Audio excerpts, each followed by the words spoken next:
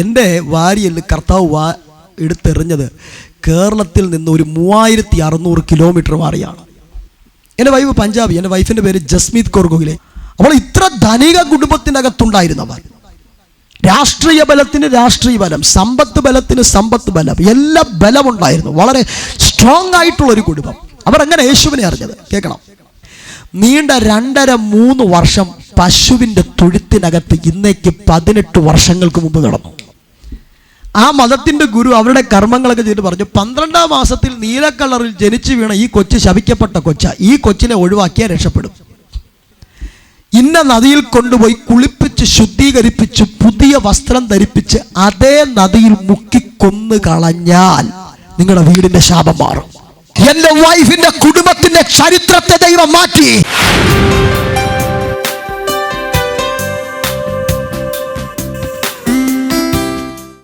എൻ്റെ വൈഫ് പഞ്ചാബി, എൻ്റെ വൈഫിൻ്റെ പേര് ജസ്മീത് കൗർ ഗോഖലെ. ഇന്നലെ അവർ പഞ്ചാബിൽ പോയതേ ഉള്ളൂ. ഇന്നലെ പോയില്ലായിരുന്നെങ്കിൽ ഞങ്ങൾ ഒരുമിച്ച് വരുമായിരുന്നു. അവർ യേശുവിനെ അറിഞ്ഞതിൻ്റെ ഇതൊരു പബ്ലിക് മീറ്റിംഗ് ആയതുകൊണ്ട് ഒന്ന് സാക്ഷ്യം ഞാനൊന്ന് പറയാം. 1-2 വാക്കിൽ ഞാൻ പറയാം. സ്തോത്രം. ഈ നാട്ടുകാർക്ക് കൂടെ ഒക്കെ ഒന്ന് പ്രയോജനമാകട്ടെ. ആ സാക്ഷ്യം പറയുന്നിടത്തൊക്കെ ഭയങ്കര ദൈവപ്രവൃത്തി വെളിപ്പെടുത്താൻ ഞാൻ കണ്ടിട്ടുണ്ട്.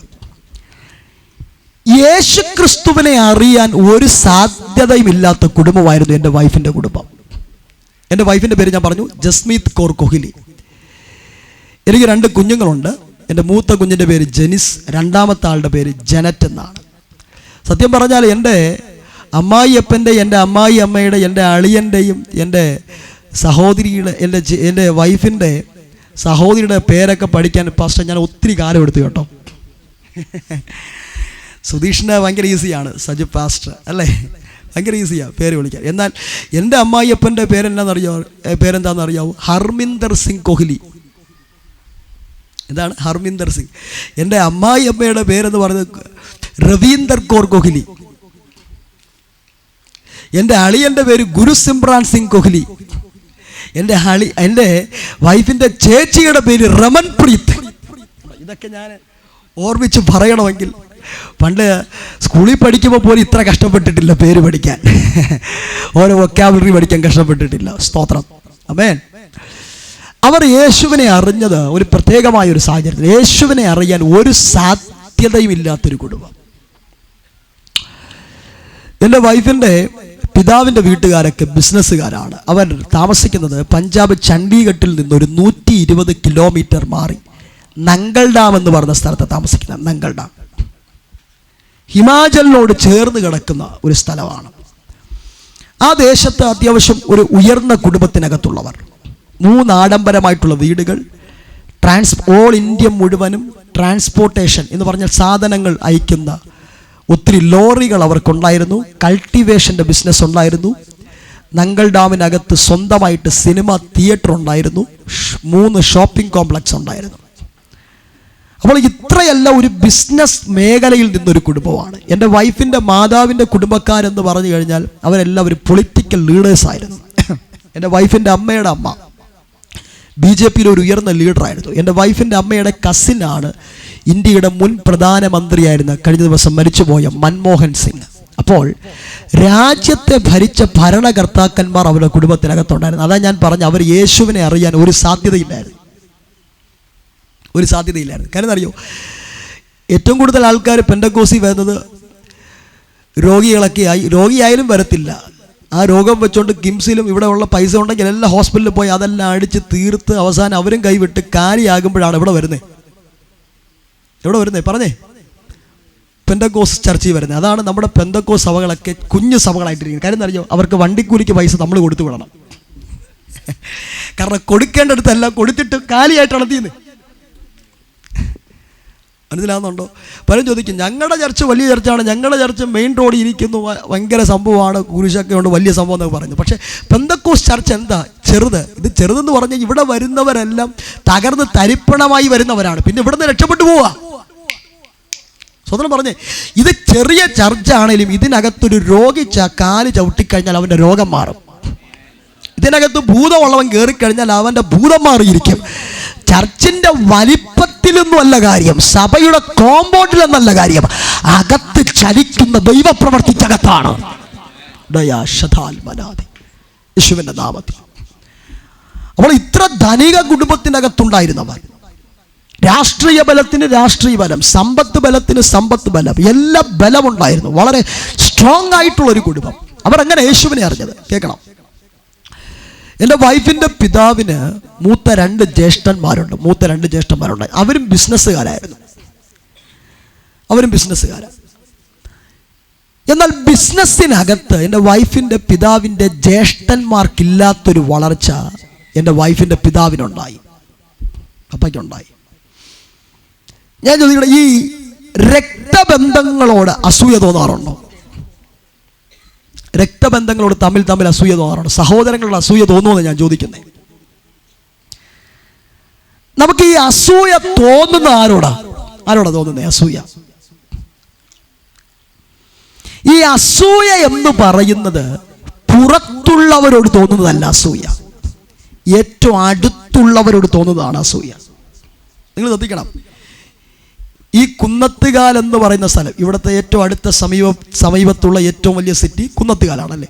ഞാൻ ഒത്തിരി മീറ്റിങ്ങുകളും ഒത്തിരി സഭകളിലും കൺവെൻഷനൊക്കെ ഞാൻ ഈ ഏറിയയിൽ പ്രസംഗിച്ചിട്ടുണ്ട്. ഒരു ഫാസ്റ്റായിട്ട് ഡെവലപ്പായിക്കൊണ്ടിരിക്കുന്ന ഒരു സിറ്റിയാണ് ഇത് കുന്നത്തുകാൽ. റൈറ്റ്? ശരിയാണോ? വളരെ ഫാസ്റ്റായിട്ട് വലിയ വലിയ കൺവെൻഷൻ സെൻറ്ററുകൾ, ഷോപ്പിംഗ് കോംപ്ലക്സുകൾ, ഒത്തിരി വലിയ സംരംഭങ്ങൾ, മെഡിക്കൽ കോളേജുകൾ, ഇതെല്ലാം ഈ കുന്നത്തുകാല് ഈ സ്ഥലങ്ങളിലൊക്കെ ഇങ്ങനെ വന്നുകൊണ്ടിരിക്കുകയാണ്. വളരെ ഫാസ്റ്റായിട്ട് ഗ്രോത്ത് ആയിക്കൊണ്ടിരിക്കുന്നു. ശ്രദ്ധിക്കണം. അടുത്ത ദിവസം ഈ കുന്നത്തുകാല് പട്ടണത്തിനകത്ത് ഇന്ന് ഗൾഫ് രാജ്യങ്ങളിലൊക്കെ അറിയപ്പെടുന്ന ഏറ്റവും വലിയൊരു ബിസിനസ്സുകാരനാണ്, മലയാളിയായ ബിസിനസ്സുകാരനാണ് യൂസഫ് അലി. അദ്ദേഹത്തിന് ലുലു ഹൈപ്പർ മാർക്കറ്റുണ്ട്. ലോകത്തിൻ്റെ വിവിധ രാജ്യങ്ങളിലുണ്ട്, ഗൾഫ് കൺട്രീസുകളിലുണ്ട്. നമ്മുടെ കേരളത്തിനകത്ത് തിരുവനന്തപുരത്തിനകത്തൊക്കെ ഉണ്ട്, നമ്മുടെ സിറ്റിക്കകത്തുണ്ട്, കഴക്കൂട്ടത്ത്. കുന്നത്തുകാല് യൂസഫ് അലി സാർ ഒരു ലുലു മാളിൻ്റെ ഹൈപ്പർ മാർക്കറ്റിൻ്റെ ഒരു ബ്രാഞ്ച് തുടങ്ങിയാൽ അദ്ദേഹത്തോട് അസൂയ തോന്നുന്ന ആരെങ്കിലും ഇതിനകത്തുണ്ടാവും? ആർക്കെങ്കിലും തോന്നൂ? പറ. ആർക്കും എന്ത് ചെയ്യത്തില്ല? തോന്നത്തില്ല. അപ്പം യൂസഫ് അലി തുടങ്ങിയ പ്രശ്നമില്ല. യൂസഫ് അലിക്ക് പ്രശ്നം നമ്മുടെ മാമനോ, നമ്മുടെ സഹോദരനോ, നമ്മുടെ അയൽവക്കക്കാരനോ, നമ്മുടെ രക്തബന്ധമോ തുടങ്ങിയാലോ? വിടുന്നില്ലല്ലോ. ഉദ്ഘാടന ചടങ്ങിൽ വിളിക്കുമ്പോൾ തന്നെ പോകുന്നു തന്നെ, കർത്താവ് ഇത് കുറേ ദിവസം എന്ത് ചെയ്യരുത്. അപ്പോൾ ഈ അസൂയ എന്ന് പറയുന്നത് പുറത്തുള്ളവരോട് തോന്നുന്നതല്ല. ഒരു നല്ലൊരു വീട് വെച്ചാൽ മിണ്ടാത്ത ബന്ധുക്കളില്ലേ? എന്തിനു പറഞ്ഞു? ഒരു കാറ് മേടിച്ചു കഴിഞ്ഞാൽ പിന്നെ കണ്ടാ ചിരിക്കൂല. അതിൻ്റെയൊക്കെ പിന്നിൽ വ്യാപരിക്കുന്നത് അസൂയാണ്. അപ്പം നാട്ടുകാർ മേടിച്ച പ്രശ്നമില്ല, വീട്ടുകാർ മേടിച്ചാലാണ് പ്രശ്നം. അപ്പോൾ ഈ അസൂയ എന്ന് പറയുന്നത് പുറത്തുള്ളവരോട് തോന്നുന്നതല്ല, അകത്തുള്ളവരോട് തോന്നുന്നതാണ് അസൂയ. വിശുദ്ധ വേദപുസ്തകം പഠിക്കുമ്പോൾ ആദ്യത്തെ കൊലപാതകം നടന്നത് സ്വന്തം ജ്യേഷ്ഠൻ അനിയനെ അടിച്ചു കൊല്ലുകയായിരുന്നു. എന്താ കാരണം? അസൂയ. കയ്യനും ഹാബേലും യാഗം കഴിച്ചു, ഒരേ കാര്യം ചെയ്തു. ചേട്ടന്റെ യാഗത്തിൽ ദൈവം പ്രസാദിച്ചില്ല, അനിയന്റെ യാഗത്തിൽ പ്രസാദിച്ചു. ചേട്ടന്റെ യാഗത്തിൽ പ്രസാദിക്കാതെ വന്നപ്പോൾ അനിയനോട് ഈ ചേട്ടനൊരു അസൂയ. നൈസായിട്ട് തോളെ കൈയിട്ട് തോട്ടത്തിൽ കൊണ്ടുപോയി ബാക്ക് വലിഞ്ഞൊരൊറ്റ അടിയായിരുന്നു. ഈ ചില പുള്ളികൾ തോളെ കൈയിടുന്നത് കൊല്ലാനാണോ വളർത്താന്നാണ് അറിയത്തില്ല, അടി കിട്ടുമ്പോഴാണ് അറിയുന്നത്. സഹോദരൻ പറഞ്ഞ ഈ തോളെ കൈയിടുന്ന എല്ലാവരെയും വിശ്വസിക്കരുത് കേട്ടോ. മനസ്സിലാകുന്നുണ്ടോ? മക്കളോടും കൂടെ പറയുന്നേ. മനസ്സിലാകുന്നുണ്ടോ? എല്ലാവരും എന്ത് ചെയ്യരുത്, ഈ തലമുറയിൽ എല്ലാവരും എന്ത് ചെയ്യരുത്, വിശ്വസിക്കരുത്. വല്ലാത്തൊരു കാലത്താണ് വന്ന് നിൽക്കുന്നത്. എപ്പോഴാ എവിടെ അടി കിട്ടുന്നതെന്ന് വിചാരിക്കാൻ പറ്റത്തില്ല. ഞാൻ നേരത്തെ പറഞ്ഞു, സ്വന്തം തലമുറകളെ പോലും വിശ്വസിക്കാൻ പറ്റാത്ത കാലമാണ്. കേൾക്കണം. യോസഫിനെ പിടിച്ച് പൊട്ടക്കിണറ്റിയിട്ടത് കസിൻ ബ്രദേഴ്സ് അല്ല, സ്വന്തം സഹോദരങ്ങളാ. എന്താ? ചേട്ടന്മാർക്കില്ലാത്തൊരു ദർശനം യോസഫിനുണ്ടായി. ഇതെല്ലാം അസൂയയാണ്. മനസ്സിലാവുന്നുണ്ടോ? അപ്പോൾ അസൂയ എന്ന് പറയുന്നത് പുറത്തുള്ളവരോട് തോന്നുന്നതല്ല, അകത്തുള്ളവരോട്. എൻ്റെ വൈഫിൻ്റെ പിതാവിന് ബിസിനസ്സിനകത്ത് ഒരു ഗ്രോത്ത് ഉണ്ടായപ്പോൾ ചേട്ടന്മാർക്കൊരു അസൂയ തോന്നി. ഇവരെ തകർക്കാൻ വേണ്ടിയിട്ട് ശക്തമായിട്ടുള്ള ആഭിചാരങ്ങളും മന്ത്രവാദങ്ങളും ചെയ്തു. എന്താ സംഭവിച്ചതെന്ന് അറിയാവോ? അവർ യേശു ക്രിസ്തുവിൽ അല്ലാത്തത് കൊണ്ട് അവർ ചെയ്ത ആഭിചാരവും മന്ത്രവാദവും അവരുടെ ലൈഫിൽ വന്ന് ഭവിച്ചു. ഇവിടെയാണ് വീണ്ടും ജനനം പ്രാപിച്ച, രക്ഷിക്കപ്പെട്ട് സ്നാനപ്പെട്ട് കർത്താവിനെ ആരാധിക്കുന്ന ജനത്തിൻ്റെ പ്രത്യേകത. നമുക്ക് വിരോധമായി ഇനി ഈ ലോകത്തിലെ എത്ര വലിയ മന്ത്രവാദി എഴുന്നേറ്റ് മന്ത്രവാദം ചെയ്താലും, നീ നടന്നു പോകുന്ന മണ്ണിനകത്തൂടെ നീ കാല് ചവിട്ടിയ മണ്ണ് കൊണ്ടുപോയി മന്ത്രവാദം ചെയ്താലും, നിന്റെ തലമുടി നാര് പിഴുത് മന്ത്രവാദം ചെയ്താലും, നിന്റെ വീട്ടിനകത്ത് കൊണ്ട് കുഴിച്ചിട്ടാലും, നീ പോകുന്ന പാതയിൽ നിനക്കെതിരായിട്ട് മന്ത്രവാദം ചെയ്താലും, അത് പ്രാർത്ഥിക്കുന്നവന്, യേശുവിനെ ആരാധിക്കുന്നവന് ഏൽക്കത്തില്ല.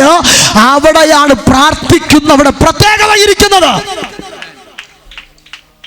നമ്മളിങ്ങനെ ഇരിക്കുമെങ്കിലും അകത്ത് വ്യാപരിക്കുന്ന ശക്തി വേറെയാണ്. സ്വത്രം പറ.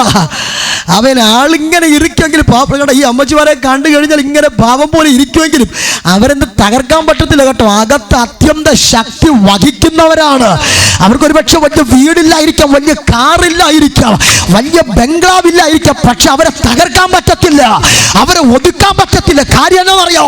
അകത്തൊരു അത്യന്ത ശക്തി വ്യാപരിച്ചിരിക്കുന്നു. ഇന്ന് രാത്രി ഈ പട്ടണത്തോട് ഞാൻ അനുഭവത്തിന്റെ വെളിച്ചത്തിൽ ഒരു കാര്യം പറയാം. ഈ ദേശത്തിലുള്ള ആരെങ്കിലും, ഈ ശബ്ദപരിധിക്കുള്ളിൽ എന്നെ കേൾക്കുന്ന ആരെങ്കിലും രോഗികളായിട്ടിരിക്കുന്നുണ്ട്. പക്ഷെ ആ രോഗം ചികിത്സിച്ചിട്ട് സൗഖ്യമാകുന്നില്ല. ഹോസ്പിറ്റലിൽ പോകുമ്പോൾ തെളിഞ്ഞു വരുന്നില്ല.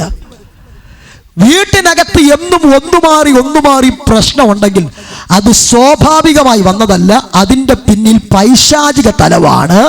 അതിനെ ശരിയാക്കാൻ ഒരു മെഡിക്കൽ സയൻസിനും ഒരു കൗൺസിലിങ്ങിനും കഴിയത്തില്ല. അതിനെ ശരിയാക്കാൻ ഇന്ത്യ പെന്തക്കോസ് അസംബ്ലി സഭ നെടിയാംകോട് ചർച്ചിനകത്തിരുന്ന് പ്രാർത്ഥിക്കുന്ന അഭിഷക്തന്മാർക്ക് വിശ്വാസിക്കും കഴിയും.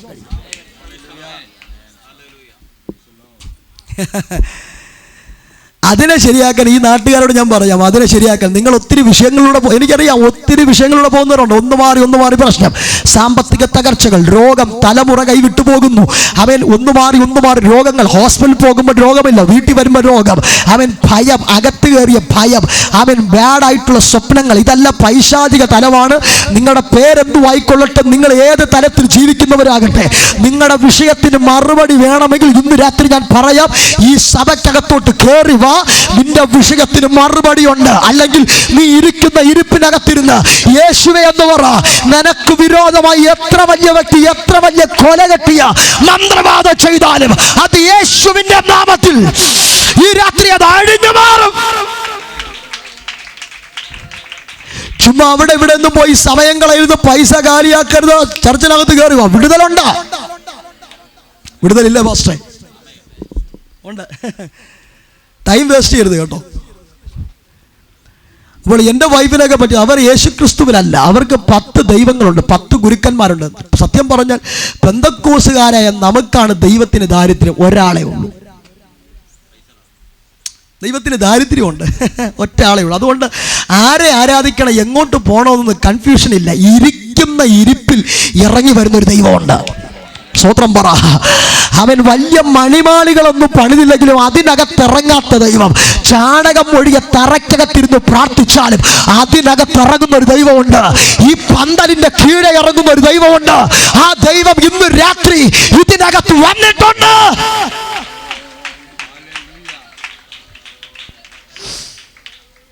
ആമേൻ, ഹല്ലേലൂയ. കേൾക്കണം പ്രിയരെ, എൻ്റെ വൈഫിൻ്റെ പിതാവിൻ്റെ സഹോദരങ്ങൾ ചെയ്ത ആഭിചാരം ഇവർക്ക് ഒന്ന് ഭവിച്ചപ്പോൾ നല്ല സ്മൂത്തായി പൊയ്ക്കൊണ്ടിരുന്ന ബിസിനസ് ഒന്ന് ഇരിക്കാൻ തുടങ്ങി. ഇപ്പോൾ വലിയ മൂവില്ല, സെയിൽ നടക്കുന്നില്ല. ഓൾ ഇന്ത്യ മുഴുവനും ട്രാൻസ്പോർട്ടേഷൻ, വലിയ ചരക്കുകൾ കൊണ്ടുപോകുന്ന ലോറി, ടിപ്പർ ഒന്നിന് പുറകെ ഒന്നായിട്ട് ആക്സിഡൻ്റ് ആകുന്നു. പെട്ടെന്ന് ഇവർക്ക് നങ്കൽ ഡാം ടൗണിനുണ്ടായിരുന്ന ഇവിടെ തിയേറ്ററിരിക്കുന്ന വസ്തു ഒരു കേസിൽപ്പെട്ട് ആ തിയേറ്റർ പൊളിക്കേണ്ടി വരുന്നു. ഇതെല്ലാം സഡനായിട്ടാണ് സംഭവിക്കുന്നത്. സഡനായിട്ട് സംഭവിക്കുന്നു.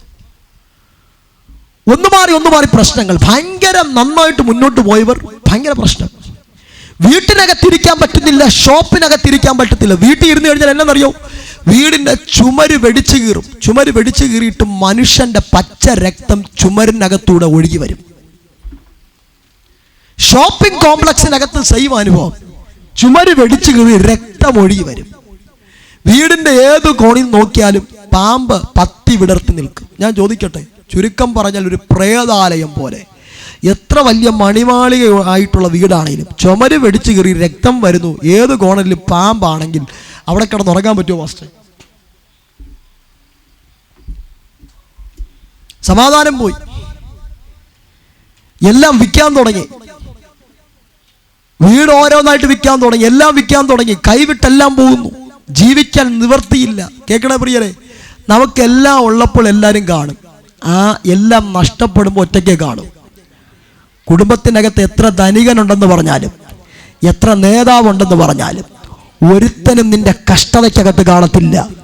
കഷ്ടതയ്ക്കകത്ത് നീയും നിന്റെ കുടുംബം മാത്രമേ കാണത്തുള്ളൂ. ഈ എല്ലാം അവസാനിച്ച് ആത്മഹത്യ ചെയ്യുമ്പോൾ അനുശോചനം പറയാൻ പാർട്ടിക്കാരെന്തെങ്കിലും വരും. മനസ്സിലായോ? അന്ന് പഞ്ചായത്തുകാർ വരും. ഇവൻ പലതവണ അത് വീട്ടിൽ കയറി ഇറങ്ങിയതാ. പഞ്ചായത്ത് ഓഫീസിൽ കയറി ഒരു ആനുകൂല്യം ഒരു സഹായവും കിട്ടിയില്ല. തകർന്ന് തരിപ്പണായി. ആ ലോണെന്ന് എഴുതി തള്ളാൻ പറഞ്ഞ പാവപ്പെട്ടവന്റെ നിവർത്തീകരണം കൊണ്ട് ചെയ്ത കാര്യം സക്സസ് ആയില്ല. കഴിഞ്ഞ ദിവസം കേരളത്തിനകത്ത് നമ്മുടെ സമീപത്തുള്ള ഏതൊരു ജില്ലയിലാണെന്ന് തോന്നുന്നു, ഏതോ ഒരു ബാങ്കിൽ നിന്ന് ഓട്ടോറിക്ഷ മേടിക്കാൻ ഫിനാൻസ് എടുത്തു. കുറച്ച് ഫിനാൻസ് അടയ്ക്കാൻ കഴിയാതെ വന്നപ്പോൾ ആ ബാങ്കുകാർ വിളിച്ച് ഭീഷണിപ്പെടുത്തി. കേവല ഓട്ടയുടെ തുച്ഛമായിട്ടുള്ള ഫിനാൻസ് അടയ്ക്കാൻ കൊണ്ട് ഭീഷണിപ്പെടുത്തിയുകൊണ്ട് ആ അപ്പനും അമ്മയും 2 പിള്ളേരെയും കൊന്ന് ആത്മഹത്യ ചെയ്തു. അല്ലേ ഫസ്റ്റ് നമ്മൾ വായിച്ചില്ലേ? ഇപ്പം ഇനി ബാങ്കുകാരുടെ ഇങ്ങനെയായിരുന്നു, ഈ കുഴപ്പമില്ലായിരുന്നല്ലോ, നിങ്ങളത് അടയ്ക്കേണ്ട, ഞാൻ എഴുതി തള്ളുമായിരുന്നു എന്ന് വേണമെങ്കിൽ മരണത്തിന് വന്നീന്ന് എന്ത് ചെയ്യും? പറയും. അവൻ ആപ്ലിക്കേഷനും കൊണ്ട് പോകുമ്പോൾ പറയത്തില്ല. മരിച്ചു കഴിഞ്ഞാൽ എല്ലാവരും ഉണ്ടാകും. പക്ഷേ നീ കഷ്ടം സഹിക്കുമ്പോൾ ആരും കാണത്തില്ല കേട്ടോ. നിങ്ങൾ കേൾക്കണം. എല്ലാം നഷ്ടപ്പെട്ടു. വീട്ടിനകത്തിരിക്കാൻ വയ്യ. കുടുംബത്തിനകത്ത് ഒന്ന് മാറി രോഗം, പ്രശ്നങ്ങൾ, വീട് നഷ്ടപ്പെട്ടു, എല്ലാം വിറ്റു.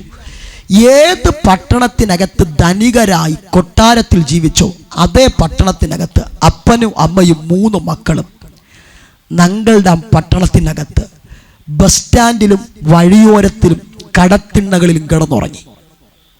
അപ്പൊ കൊട്ടാരത്തിൽ കിടന്നവനെ കടത്തിണ്ണയിൽ കൊണ്ടുവരാൻ അധിക സമയമൊന്നും വേണ്ട, ഒരൊറ്റ ആവിചാരം മതി. മനസ്സിലായോ?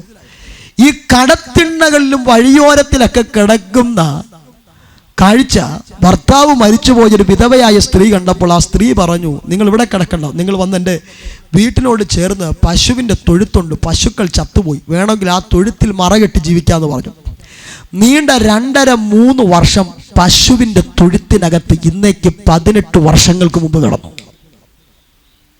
കൊട്ടാരത്തിൽ കിടന്നവർ അവിടെ കിടന്നു, പശുവിൻ്റെ തൊഴുത്തിൽ. അവിടെ കിടന്നുകൊണ്ട് രക്ഷയ്ക്ക് വേണ്ടി മതങ്ങളെ അന്വേഷിക്കാൻ തുടങ്ങി. പലരും പല ആൾക്കാരുടെ പേര് പറഞ്ഞു. ഈ മനുഷ്യന്റെ ഈ പിടിവിട്ട് നിൽക്കുന്ന സമയത്ത് ആരെന്ത് വന്ന് പറഞ്ഞാലും ആ പറയുന്നിടത്തെല്ലാം പോകും. ഇപ്പൊ അവർ സിക്കൊന്നും പിടിച്ചോണ്ട് നിൽക്കുന്നില്ല. ഇപ്പൊ ആരെന്ത് പറഞ്ഞാലും അവിടെ എന്ത് ചെയ്യും? കാരണം രക്ഷപ്പെട്ടാൽ മതി. അതെ, അങ്ങനെ പല മതങ്ങളിലേക്ക് ഇവർ മാറാൻ തുടങ്ങി, അന്വേഷിക്കാൻ തുടങ്ങി. ഒരാൾ വന്ന് പറഞ്ഞു, ഇന്ന സ്ഥലത്തൊരു മതത്തിന്റെ ഗുരുവുണ്ട്, ഞാൻ മതത്തിന്റെ പേരൊന്നും പറയാൻ ആഗ്രഹിക്കുന്നില്ല, ഒരു മതത്തിന്റെ ഗുരുവുണ്ട്, അവിടെ വന്നു കഴിഞ്ഞാൽ ഏത് വിഷയത്തിനും പരിഹാരം ഉണ്ടാകും. കേൾക്കണം. അങ്ങനെ അവരവിടെ പോയി. അപ്പനും അമ്മയും 3 മക്കളായിട്ട് പോയപ്പോൾ ആ മതത്തിന്റെ ഗുരു അവരുടേതായിട്ടുള്ള കർമ്മങ്ങളൊക്കെ ചെയ്തിട്ട് ഒരു കാര്യം പറഞ്ഞു, നിങ്ങളുടെ സകല വിഷയത്തിൻ്റെയും കാരണം നിങ്ങളുടെ 2ാമത്തെ മകളാണ്. നിങ്ങളുടെ 2ാമത്തെ മകൾ. 2ാമത്തെ മകൾ എന്ന് പറഞ്ഞാൽ വേറെ ആരുമല്ല, എൻ്റെ വൈഫാണ്. കാരണം 2ാമത്തെ മകൾ ജസ്മീത്താന്ന് പറയാനുള്ള കാര്യം, എല്ലാ അമ്മമാരും ഇതിനകത്ത് പ്രസവിച്ച ഒത്തിരി അമ്മമാരുണ്ട്. ഒരു കുഞ്ഞിന് ജന്മം നൽകുന്നത് എത്രാമത്തെ മാസത്തിലാണ്? പറഞ്ഞേ, 9ാമത്തെ മാസം അല്ലേ? 10 മാസം തയ്ക്കത്തില്ല. 9ാമത്തെ മാസം കഴിഞ്ഞാൽ ഏത് വീക്കിൽ വേണമെങ്കിലും പ്രസവം എന്ത് ചെയ്യാം? സംഭവിക്കാം. എന്നാൽ എൻ്റെ വൈഫിൻ്റെ മാതാവ് പ്രസവിച്ചത് 12ാം മാസത്തിലാണ്.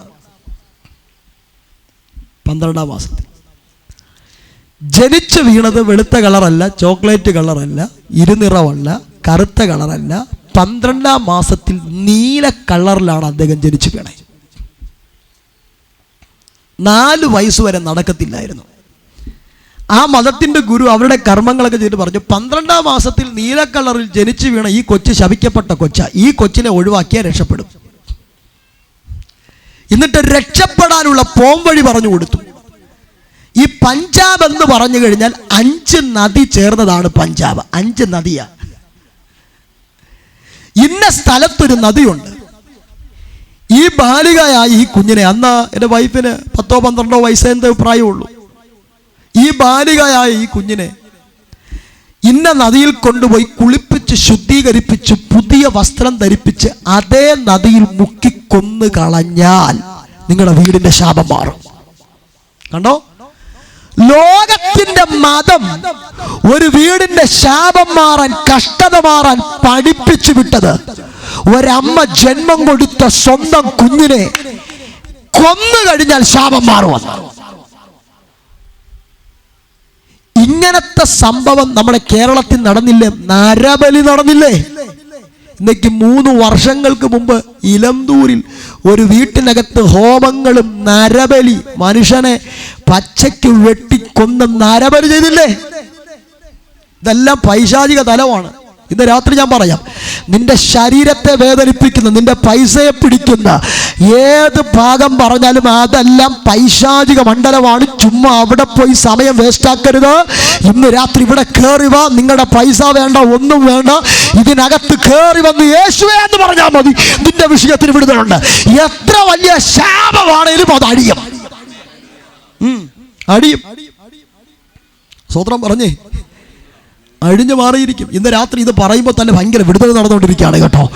ചില ശാപത്തിന്റെ കെട്ടുകളെ പരിശുദ്ധാത്മാവ് അടിച്ചുകൊണ്ടിരിക്കുന്നു. കാലങ്ങളായി പിന്തുടർന്നുകൊണ്ടിരിക്കുന്ന ചില പൈശാചിക മണ്ഡലങ്ങൾ, ഒരു എഴുന്നേൽപ്പില്ലാതെ അടിമത്തത്തിൽ കിടക്കുന്ന ചിലതിന്റെ കെട്ടിന് ദൈവത്തിന്റെ ആത്മാവ് ഇന്ന് രാത്രി ഈ സുവിശേഷ യോഗത്തിന്റെ 2ാമത്തെ രാത്രിയിൽ പരിശുദ്ധാത്മാവ് അഴിക്കുകയാണ്.